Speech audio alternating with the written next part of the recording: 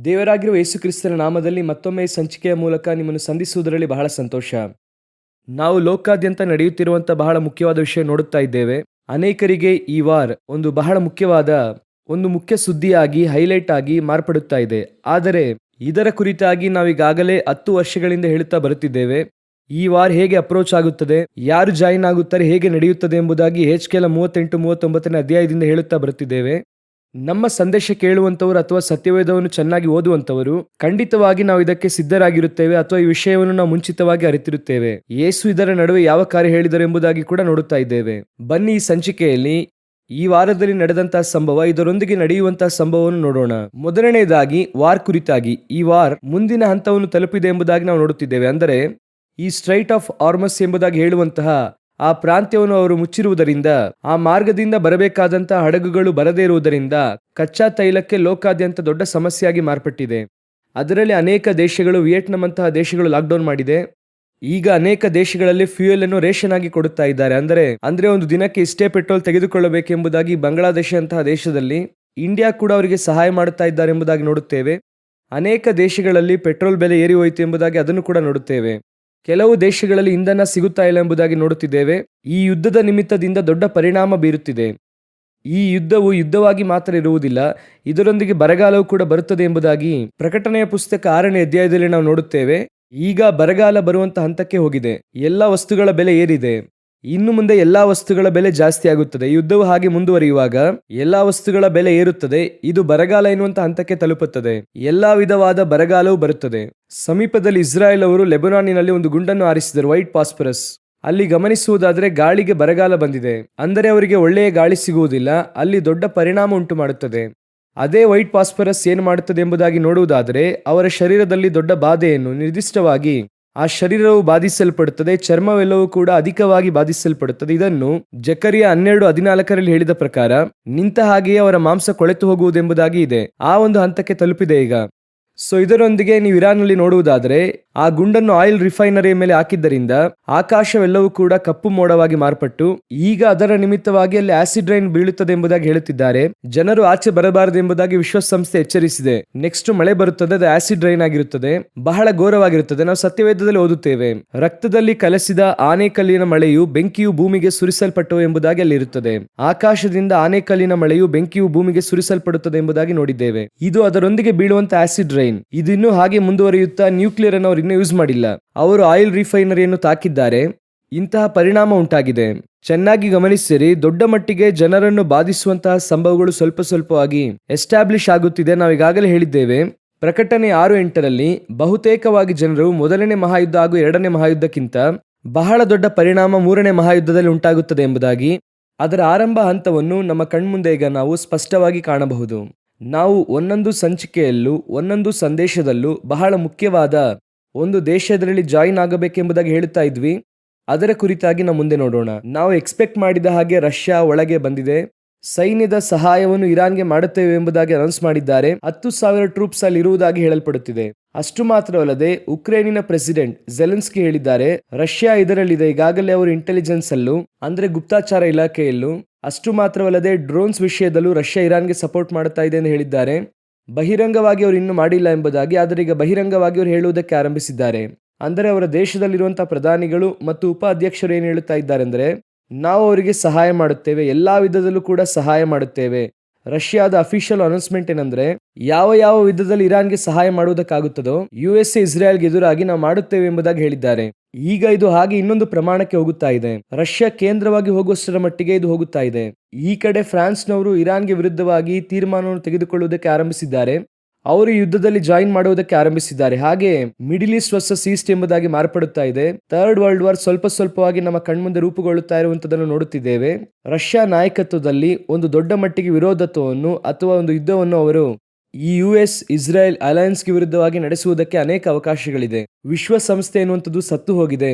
ಅಲ್ಲಿ ಇರುವಂತಹ ಎಲ್ಲಾ ಕಾನೂನು ಕೂಡ ಸುಮ್ಮನೆ ಪೇಪರ್ ಅಲ್ಲಿ ಮಾತ್ರ ಇದೆ. ಅದು ಯಾವುದೇ ವಿಧದಲ್ಲಿ ಪ್ರಯೋಜನವಿಲ್ಲ ಎಂಬುದಾಗಿ ರಷ್ಯಾ ಹೇಳುವಷ್ಟರ ಮಟ್ಟಿಗೆ ತಲುಪಿದೆ. ಸೊ ಇದು ಒಂದು ದೊಡ್ಡ ಪರಿಣಾಮ ಬೀರುತ್ತದೆ ಎನ್ನುವುದು. ಅಷ್ಟು ಮಾತ್ರವಲ್ಲದೆ ದೊಡ್ಡ ಯುದ್ಧಕ್ಕೆ ಒಂದು ಅಡಿಪಾಯ ಹಾಕಲ್ಪಟ್ಟಿದೆ. ಈ ಸಂಚಿಕೆ ಬಂದು ನಿಮಗೆ ಸೇರುವಷ್ಟರಲ್ಲಿ ರಷ್ಯಾ ಬಹಿರಂಗವಾಗಿ ಯುದ್ಧ ಆರಂಭಿಸುತ್ತದಾ ಅಂತ ಗೊತ್ತಿಲ್ಲ. ಯಾಕೆ ನಿಮಗೆ ಹೇಳುತ್ತೇನೆ ಅಂದ್ರೆ, ಉಕ್ರೇನ್ ಬಂದು ಇರಾನ್ಗೆ ಎದುರಾಗಿ ಬೇರೆ ಗಲ್ಫ್ ದೇಶಗಳಿಗೆ ಅಂದ್ರೆ ಮಧ್ಯಪ್ರಾಚ್ಯ ದೇಶಗಳು UAE ಇಂತಹ ದೇಶಗಳಿಗೆ ಡ್ರೋನ್ ಸಹಾಯ ಮಾಡುತ್ತೇವೆ ಎಂಬುದಾಗಿ ಅವರು ಹೇಳಿದ್ದಾರೆ. ರಷ್ಯಾ ಹಾಗೂ ಯುಕ್ರೇನ್ಗಾಗಲ್ಲ, ರಷ್ಯಾ ಇರಾನ್ಗೆ ಸಪೋರ್ಟು. ಈಗ ಇರಾನ್ಗೆ ವಿರುದ್ಧವಾಗಿ ಯುಕ್ರೇನ್ ಬಂದಿದೆ. ಇದು ಒಂದು ರೀತಿಯಲ್ಲಿ ಅದೇ ಅರ್ಥ. ಆ ರೀತಿಯಾಗಿ ಬರುವಾಗ ಖಂಡಿತವಾಗಿ ಈಗಾಗಲೇ ರಷ್ಯಾ ಯುಕ್ರೇನ್ ಮೇಲೆ ಕೋಪದಿಂದ ಇದೆ, ಜಗಳದಲ್ಲಿದೆ. ಆ ಯುದ್ಧವು ಆ ಕಡೆಯೂ ಕೂಡ ತಿರುಗುತ್ತದೆ. ಆ ಸಮಯದಲ್ಲಿ ನ್ಯಾಟೋ ದೇಶಗಳು ಯುಕ್ರೇನ್ಗೆ ಸಹಾಯವಾಗಿ ಬರುತ್ತದೆ. ಅದೇ ಸಮಯದಲ್ಲಿ ಇರಾನ್ಗೆ ಸಹಾಯವಾಗಿ ರಷ್ಯಾ ಈಗ ಬಂದಿದೆ. ಇದು ಹಾಗೆ ನೋಡಿ ಒಂದು ದೊಡ್ಡ ಯುದ್ಧವನ್ನು ರೂಪಿಸುತ್ತಾ ಇದೆ. ಈಗಾಗಲೇ ಚೀನಾ ಇರಾನ್ಗೆ ಸಹಾಯ ಮಾಡುತ್ತೇನೆ ಎಂಬುದಾಗಿ ಹೇಳಿದೆ. ಸೊ ಇವರು ಒಂದು ಅಲಯನ್ಸ್ ಆಗಿ ಮಾರ್ಪಟ್ಟು ಈ ಯುದ್ಧವನ್ನು 3ನೇ ಮಹಾಯುದ್ಧವಾಗಿ ಮಾರ್ಪಡಿಸುವಂತದ್ದಲ್ಲಿ ನಿಂತಿದ್ದಾರೆ. ಇದರಲ್ಲಿ ನಾನು ಆರಂಭದಲ್ಲಿ ಹೇಳಿದ ಹಾಗೆ ಕರೆಕ್ಟ್ ಆಗಿ ವಾಕ್ಯದಲ್ಲಿ ಹೇಳಲ್ಪಟ್ಟಂತ ಪ್ರವಾದನೆಗಳಿಗೆ ಅನುಸಾರವಾಗಿ ಈ ಸಂಭವಗಳೆಲ್ಲ ನಡೆಯುತ್ತಾ ಇದೆ. ನಮಗೀಗಾಗಲೇ ದೇವರು ಇದನ್ನು ಮುಂತಿಳಿಸಿದ್ದಾರೆ. ಇದು ನಡೆಯುತ್ತಾ ಇದೆ. ಈ ಯುದ್ಧದ ಕುರಿತಾದ ಕಾರ್ಯಗಳು, ಅದರ ಸಂಭವಗಳನ್ನು ಮುಂದಿನ ಸಂಚಿಕೆಯಲ್ಲಿ ಇದರ ಅಪ್ಡೇಟ್ ಅನ್ನು ನಿಮಗೆ ಹೇಳುತ್ತೇವೆ. ನಾವೀಗ ಇನ್ನೊಂದು ಬಹಳ ಮುಖ್ಯವಾದ ವಿಷಯ ನೋಡೋಣ. ಮುಂದೆ ನೋಡುವುದಾದರೆ ಪಾಕಿಸ್ತಾನ್ ಟರ್ಕಿಗೆ ಒಂದು ಮುಖ್ಯ ಆರ್ಡರ್ ಅನ್ನು ಕೊಟ್ಟಿದೆ. ಏನೆಂದು ಕೇಳುವುದಾದರೆ 30 ಮಿಲಿಯನ್ಗೆ ಒಂದು ಮುಖ್ಯವಾದಂತ ಆರ್ಡರ್. ಏನು ಆರ್ಡರ್ ಅಂತ ಕೇಳುತ್ತೀರಾ? ಏರ್ ಫೋರ್ಸ್ ಅಫಿಷಿಯಲ್ಸ್ ಅಂದರೆ ಪಾಕಿಸ್ತಾನಿನ ಆ ವಿಮಾನದ ಪಡೆ ಇದೆಯಲ್ಲ, ಅದರ ಹೈಯರ್ ಅಫಿಷಿಯಲ್ಸ್ ಮತ್ತು ಅವರ ಫ್ಯಾಮಿಲೀಸ್ ಎಲ್ಲರಿಗೂ ಕೂಡ ಇಮಿಡಿಯೇಟ್ ಬಂಕರ್ಸ್ ಕಟ್ಟುವುದಕ್ಕೆ ಅವರು ಆರ್ಡರ್ ಕೊಟ್ಟಿದ್ದಾರೆ. ಅಂದರೆ ಭೂಮಿಯ ಕೆಳಗೆ ಹೋಗಿ ಬಚ್ಚಿಟ್ಟುಕೊಳ್ಳುವಂಥದ್ದು. ಅದರಲ್ಲಿ ಮುಖ್ಯವಾದ ವಿಷಯ ಏನಂದ್ರೆ ಹೆಚ್ಚು ಕಮ್ಮಿ ನೀವು ಅದರಲ್ಲಿ 1 ತಿಂಗಳು ತಂಗಿರಬಹುದು. ಹೊರಗಿನ ಲೋಕದೊಂದಿಗೆ ಸಂಪರ್ಕ ಇಲ್ಲದ ಹಾಗೆ ಎಷ್ಟು ಬೇಕೋ ಅಷ್ಟು ಆಹಾರ ತಿಂದು ಆ ಬಂಕರಲ್ಲಿ ನೀವು ಇರುವುದಾದರೆ ಯಾವುದೇ ವಿಧವಾದ ಹೊರಗಿನಿಂದ ಬರುವಂತಹ ಪರಿಣಾಮ ಅದರಲ್ಲಿ ಉಂಟಾಗುವುದಿಲ್ಲ ಎಂಬುದಾಗಿ ಹೇಳಿದ್ದಾರೆ. ನ್ಯೂಕ್ಲಿಯರ್ ಹಾಕಿದ್ರೂ ಪರಿಣಾಮ ಆಗದಂತೆ ಈ ಟರ್ಕಿಯಲ್ಲಿರುವಂತದ್ದು ಅವರು ಬಹಳ ಹೈಯರ್ ಅಫಿಷಿಯಲ್ಸ್ ಅಂತೆ. ಸೊ ಅವರು ಅದನ್ನು ಮಾಡಿದ್ದಾರೆ. ಅವರಿಗೀಗ ಆರ್ಡರ್ ಅನ್ನು ಕೊಟ್ಟಿದ್ದಾರೆ. ಅಷ್ಟು ಮಾತ್ರವಲ್ಲದೆ ವಿಮಾನದ ಪಡೆಯನ್ನು ಕೆಳಗಿನಿಂದಲೇ ಮೇಲೆ ಆರಿಸಬಹುದು. ಅಂದ್ರೆ ಎಲ್ಲ ಇನ್ಸ್ಟ್ರಕ್ಷನ್ಸ್ ಕೊಟ್ಟು ಎಲ್ಲ ಮಾಡಬಹುದಂತೆ. ಅದಕ್ಕಾಗಿರುವಂತ ಎಲ್ಲಾ ಕಾರ್ಯಗಳನ್ನು ಅವರು ಕೊಟ್ಟಿದ್ದಾರೆ. ಅನೌನ್ಸ್ಮೆಂಟ್ ಕೂಡ ಮಾಡಿದ್ದಾರೆ. ಪಾಕಿಸ್ತಾನ ಈಗ ಅದನ್ನು ಮಾಡುತ್ತದೆ. ನೀವು ಈ ಬಂಕರ್ಸ್ನ ಕಾರ್ಯ ನೋಡುವಾಗ ಅದರಲ್ಲಿ 2 ಕಾರ್ಯಗಳನ್ನು ನೋಡುತ್ತೇವೆ. ಒಂದು, ಎಷ್ಟೇ ಬಂಕರ್ಸ್ ನಲ್ಲಿ ಕೆಳಗೆ ಇದ್ದರೂ ಕೂಡ ಎಷ್ಟೋ ದೇಶಗಳಲ್ಲಿ ದೊಡ್ಡ ನಾಯಕರು, ಅಧ್ಯಕ್ಷರು ಬಂಕರ್ ಅಲ್ಲಿ ಅಡಗಿಕೊಂಡಿದ್ದಾರೆ. ಹಿಟ್ಲರ್ನಿಂದ ಆರಂಭವಾಗಿ ಅಲ್ಲಿಂದ ನಾನು ಹೇಳುತ್ತೇನೆ ಇಲ್ಲಿಯ ತನಕ ಹೋಗಿ ಬಚ್ಚಿಟ್ಟುಕೊಳ್ಳುತ್ತಾರೆ. ಆದ್ರೆ ಅವರನ್ನು ಹುಡುಕಿ ಕಂಡುಹಿಡಿಯುತ್ತಾರೆ ಅಥವಾ ಅವರು ಕೊಲ್ಲಲ್ಪಡುತ್ತಾರೆ. ಏನೋ ಒಂದು ನಡೆಯುತ್ತದೆ ಅಲ್ವಾ? ಇದು ನಡೆದಿದೆ. ಆದರೆ ಪ್ರಕಟಣೆಯ ಪುಸ್ತಕ 6ನೇ ಅಧ್ಯಾಯ 15ನೇ ವಾಕ್ಯದಲ್ಲಿ ನೋಡುವುದಾದರೆ ಹೋಶಾಯ 10ನೇ ಅಧ್ಯಾಯದಲ್ಲಿ ಕೂಡ ಓದುವಾಗ ಬಂಕರ್ಸ್ ಅಲ್ಲಿ ಹೋಗಿ ಬಚ್ಚಿಟ್ಟುಕೊಳ್ಳುವುದರ ಕುರಿತಾಗಿ ಹೇಳುತ್ತದೆ. ಅದರಲ್ಲಿ ಪರ್ಟಿಕ್ಯುಲರ್ ಆಗಿ ಪ್ರಕಟಣೆ 6:15ರಲ್ಲಿ ನೀವು ಅದರಲ್ಲಿ ಓದುವುದಾದರೆ ಭೂರಾಜರು, ಪ್ರಭುಗಳು, ಸಹಸ್ರಾಧಿಪತಿಗಳು, ಐಶ್ವರ್ಯವಂತರು ಎಂಬುದಾಗಿ ಇದೆ. ಈಗ ಈ ಡಿಫೆನ್ಸ್ ಫೋರ್ಸ್ ಪಾಕಿಸ್ತಾನದಲ್ಲಿ ಅದಕ್ಕೆ ಒಂದು ಉದಾಹರಣೆಯಾಗಿ ಇದು ನಡೆಯುತ್ತಾ ಇದೆ. ಅಂದರೆ ಪ್ರವಾದನೆ ನೆರವೇರುವಿಕೆಯಾಗಿ ನಡೆಯುತ್ತಿದೆ. ಇವರು ಈಗ ಬಂಕರ್ ಅಲ್ಲಿ ಅಡಗಿಕೊಳ್ಳುವುದಕ್ಕೆಲ್ಲ ಕೆಲಸ ಆರಂಭಿಸಿದ್ದಾರೆ. ಈಗಾಗಲೇ ದೊಡ್ಡ ಸಂಸ್ಥೆಗಳು ಓಪನ್ ಎಐ, ಫೇಸ್ಬುಕ್ ನ ಮಾರ್ಕ್ ಜುಕರ್ಬರ್ಗ್ ಆಗಿರಬಹುದು, ಇವರೆಲ್ಲ ಏನ್ ಹೇಳಿದ್ದಾರೆ ಅಂದ್ರೆ ನಾವು ಬಂಕರ್ ಅನ್ನು ರೆಡಿ ಮಾಡಿಕೊಂಡಿದ್ದೇವೆ. ಜಿಯೋ ಪಾಲಿಟಿಕ್ಸ್, ಪ್ಯಾಂಡಮಿಕ್ ಅಥವಾ ಇಂತಹ ಯುದ್ಧಗಳನ್ನು ಬರುವಾಗ ನಾವು ಏನ್ ಮಾಡುತ್ತೇವೆ ಅಂದ್ರೆ ಒಳಗೆ ಹೋಗಿ ತಂಗಲಿದ್ದೇವೆ ಎಂಬುದಾಗಿ ಈಗಾಗಲೇ ಇವರು ಬಹಿರಂಗವಾಗಿ ಇದರ ಕುರಿತು ಅನೌನ್ಸ್ಮೆಂಟ್ ಮಾಡಿದ್ದಾರೆ. ಈಗ ಒಂದು ದೇಶದ ನಿರ್ವಹಣೆ ನಿರ್ದಿಷ್ಟವಾಗಿ ದೇಶವನ್ನು ಸಂರಕ್ಷಿಸಬೇಕಾಗಿರುವಂತಹ ಅಫಿಷಿಯಲ್ಸ್, ಹೈಯರ್ ಅಫಿಷಿಯಲ್ಸ್ ಅವರು ಬಂಕರ್ ಅಲ್ಲಿ ಹೋಗುವುದಕ್ಕೆ ರೆಡಿ ಇದ್ದಾರೆ. ಈಗಾಗಲೇ ಡೆನ್ವರ್ ಏರ್ಪೋರ್ಟ್ ನಂತಹ ಜಾಗದಲ್ಲಿ ಅಮೆರಿಕದ ಬಹಳ ಮುಖ್ಯವಾದ ಅಂಡರ್ಗ್ರೌಂಡ್ ಸಿಟೀಸೇ ಇದೆ ಎಂಬುದಾಗಿ ಹೇಳುತ್ತಿದ್ದಾರೆ. ಇದು ಎಷ್ಟರ ಮಟ್ಟಿಗೆ ಸತ್ಯ ಅಂತ ಗೊತ್ತಿಲ್ಲ. ಹಾಗೆ ಹೇಳುತ್ತಾರೆ. ಈ ರೀತಿಯಾಗಿ ಬಂಕರ್ಸ್ ಅಡಿಯಲ್ಲಿ ಹೋಗಿ ತಂಗುವಂತಹ ಪ್ರಕಟಣೆ 6:15ರಲ್ಲಿ ಹೇಳಲ್ಪಟ್ಟಂತ ಪ್ರವಾದನೆ ನಮ್ಮ ಕಣ್ಮುಂದೆ ನೆರವೇರುವುದಕ್ಕೆ ಆರಂಭವಾಗಿದೆ. ಹೋಗಿ ಏನ್ ಮಾಡುತ್ತಾರೆ ಅಂದ್ರೆ ಭೂರಾಜರು, ಸಹಸ್ರಾಧಿಪತಿಗಳು, ಐಶ್ವರ್ಯವಂತರು ಇವರೆಲ್ಲ ಏನ್ ಮಾಡುತ್ತಾರೆ ಅಂದ್ರೆ ಇವರೆಲ್ಲರೂ ಅಡಗಿಕೊಳ್ಳುವಂತಹ ಸ್ಥಳವು ಈಗ ಒಳಗೆ ಬರುತ್ತಾ ಇದೆ. ಇದು ನಮ್ಮ ಕಣ್ಮುಂದೆ ನಡೆಯುವುದಕ್ಕೆ ಆರಂಭವಾಗಿದೆ.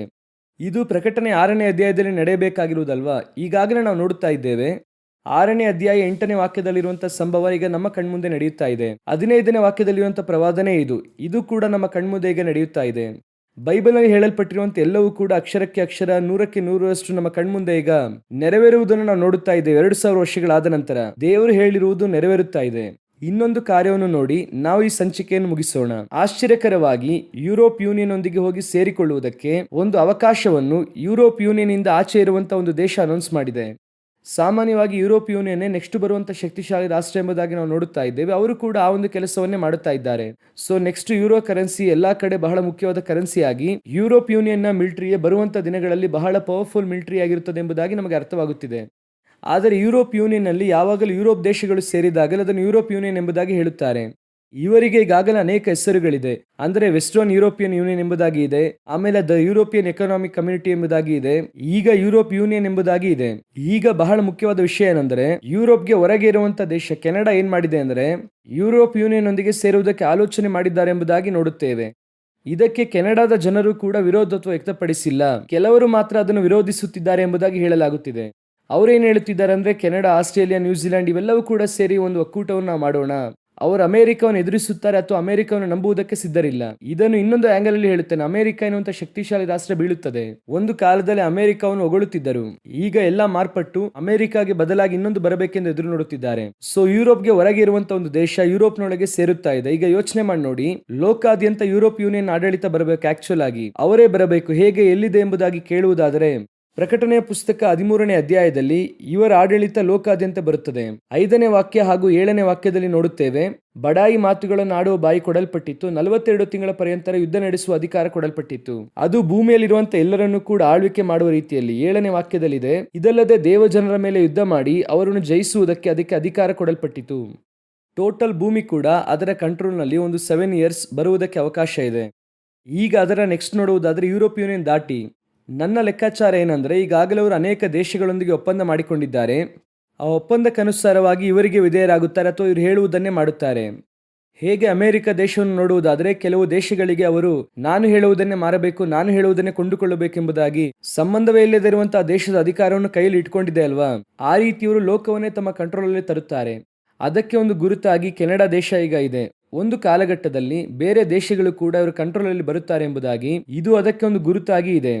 ಇನ್ನು ಅನೇಕ ಕಾರ್ಯಗಳು ಲೋಕಾದ್ಯಂತ ನಡೆಯುತ್ತಾ ಇದೆ. ಸತ್ಯವೇದದ ಅಡಿಪಾಯದಲ್ಲಿ ನಾನು ಹೇಳುತ್ತಿದ್ದೇನೆ. ಅದೇ ವೇಳೆಯಲ್ಲಿ ಈ ಜನರಿಗೋಸ್ಕರ ಪ್ರಾರ್ಥಿಸುವುದನ್ನು ಮರೆಯಬೇಡಿ. ನಾನು ಕಳೆದ ಸಂಚಿಕೆಯಲ್ಲಿ ಹೇಳಿದ್ದನ್ನು ಈಗಲೂ ಹೇಳುತ್ತೇನೆ. ಇದರಲ್ಲಿ ಅಧಿಕವಾಗಿ ಬಾಧಿಸಲ್ಪಡುವಂಥದ್ದು ಜನರು. ಆ ದೇಶದ ನಾಯಕರಿಗಿಂತ ಅಧಿಕವಾಗಿ ಬಾಧಿಸಲ್ಪಡುವಂಥದ್ದು ಜನರೇ ಆಗಿರುತ್ತಾರೆ. ಸೊ ಈ ವೈಟ್ ಪಾಸ್ಪರಸ್ ಗುಂಡು ಹಾಕಿದಾಗ ಲೆಬನಾನ್ ಜನರು ಬಾಧಿಸಲ್ಪಟ್ಟರು. ಆಸಿಡ್ ರೈನ್ ಬಂದರೆ ಇರಾನ್ ಮಕ್ಕಳು ಬಾಧಿಸಲ್ಪಡುತ್ತಾರೆ. ಇನ್ನು ಈ ಗುಂಡುಗಳು ಬೇರೆ ಬೇರೆ ದೇಶಗಳಿಗೆ ಬೀಳುವಾಗ ಇನ್ನು ಎಂತಹ ಗುಂಡುಗಳೆಲ್ಲ ಬರುತ್ತದೆ ಎಂಬುದಾಗಿ ನಮಗೆ ಗೊತ್ತಿಲ್ಲ. ಅದರಲ್ಲಿ ಸಾಮಾನ್ಯ ಜನರು ಅಧಿಕವಾಗಿ ಬಾಧಿಸಲ್ಪಡುತ್ತಾರೆ. ಎಲ್ಲಾ ವಿಷಯಗಳಲ್ಲಿ ನಿಮ್ಮ ಪ್ರಾರ್ಥನೆಗಳಲ್ಲಿ ಪ್ರಾರ್ಥಿಸಿರಿ, ಮರೆಯದೆ ಪ್ರಾರ್ಥಿಸಿರಿ. ದೇವರ ಚಿತ್ತವಾದರೆ ಇನ್ನೊಂದು ಸಂಚಿಕೆಯಲ್ಲಿ ನಿಮ್ಮನ್ನು ಸಂಧಿಸುತ್ತೇವೆ. God bless you.